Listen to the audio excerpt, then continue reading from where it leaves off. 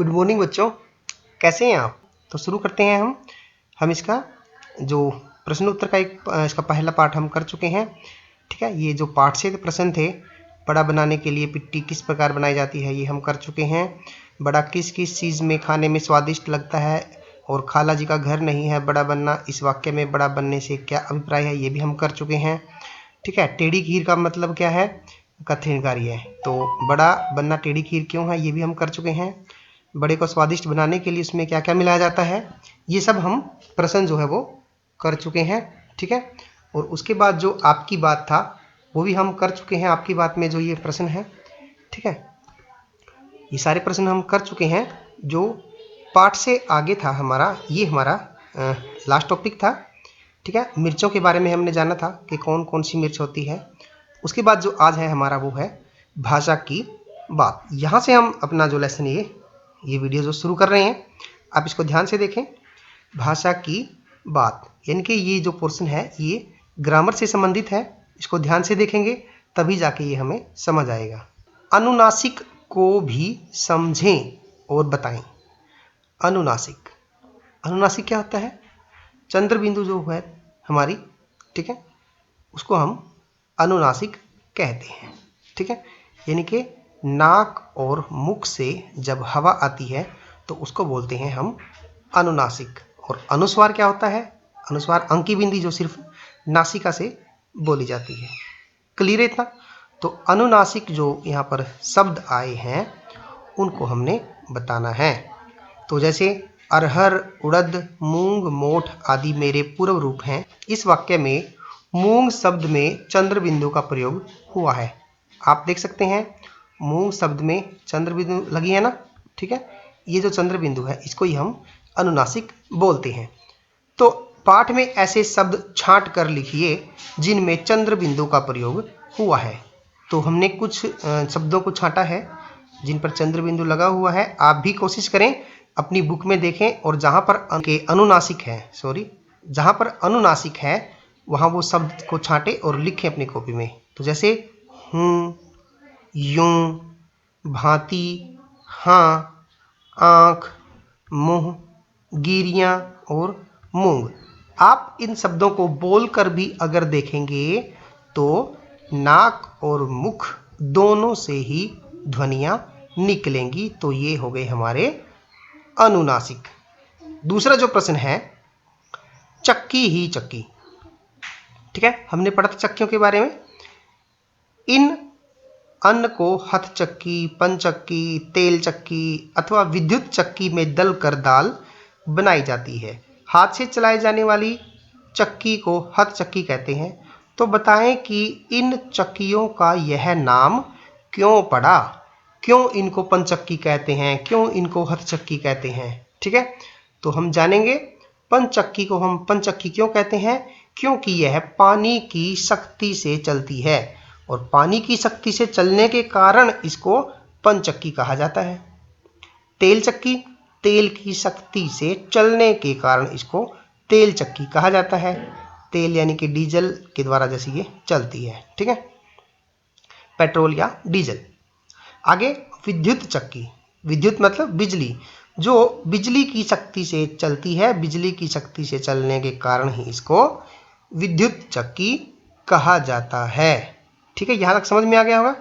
अगला जो पेज करते हैं हम, पर मैं तो वीरों का वीर बना, धैर्य पूर्वक यह सहन करता हूं। इस वाक्य में कहा गया है कि बड़ा वीर है। ठीक है, यानी कि बहादुर है। वीरता बड़े की विशेषता है। ठीक है, तो यह एक विशेषण शब्द हो गया ना। बड़े की क्या विशेषता है, संज्ञा और सर्वनाम की जो विशेषता बताते हैं हम उसे विशेषण कहते हैं। तो वीर शब्द एक विशेषण शब्द है।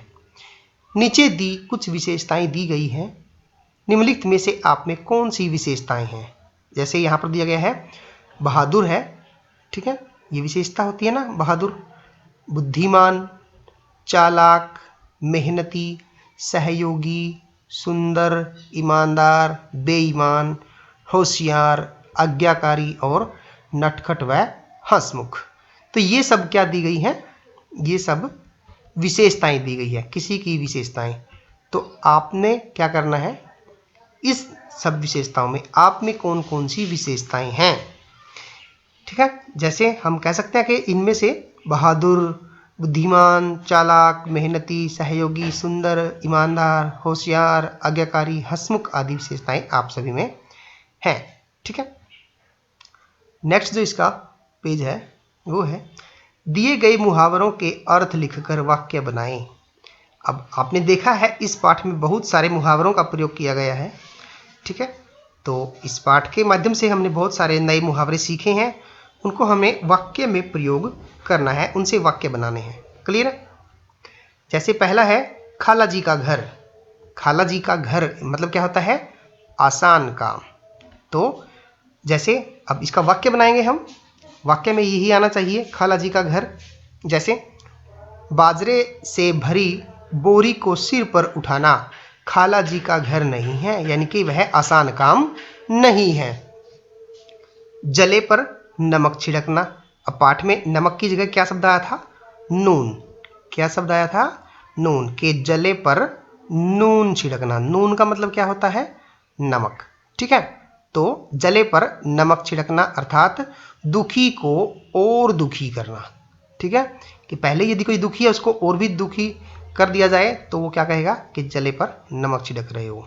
तो क्यों जले पर नमक छिड़कते हो? पहले ही मेरा काफी नुकसान हो चुका है। ये इससे हमने एक वाक्य बना दिया है। अगला है पापड़ बेलना, मतलब कई तरह के काम करना, ये भी वो भी ये भी, है ना। श्याम ने कई पापड़ बेले, यानी कि कई तरह के काम किए, लेकिन उसे किसी में भी सफलता नहीं मिली।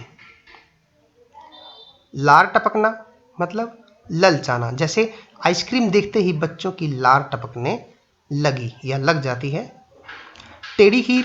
टेढ़ी खीर मतलब कठिन काम, मुश्किल काम, कि कक्षा में प्रथम आना यानी कि फर्स्ट आना टेढ़ी खीर है, मुश्किल काम है, हर कोई बच्चा फर्स्ट नहीं आता।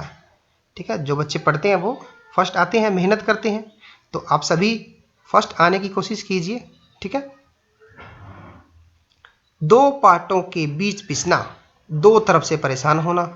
जैसे मोहन माँ और बीवी दो पाटों के बीच पिस रहा है, यानी कि वह दोनों तरफ से परेशान है, माँ की तरफ से और बीवी की तरफ से। ना वो माँ के बारे में कुछ कह सकता है, ना वो बीवी के बारे में कुछ कह सकता है, तो वह दो पाटों के बीच पिस रहा है।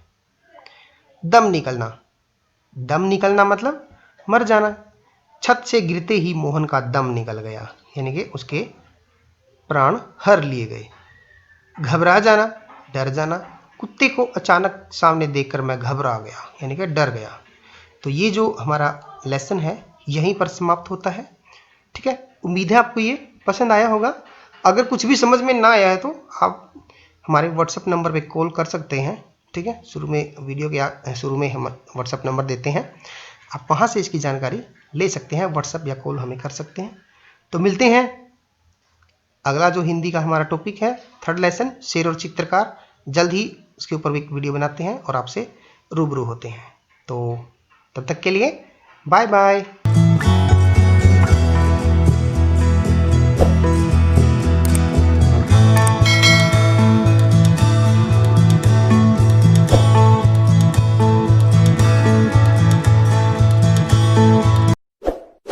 इस वीडियो को लाइक करें, हमारे चैनल को सब्सक्राइब कर बेल आइकन जरूर प्रेस करें।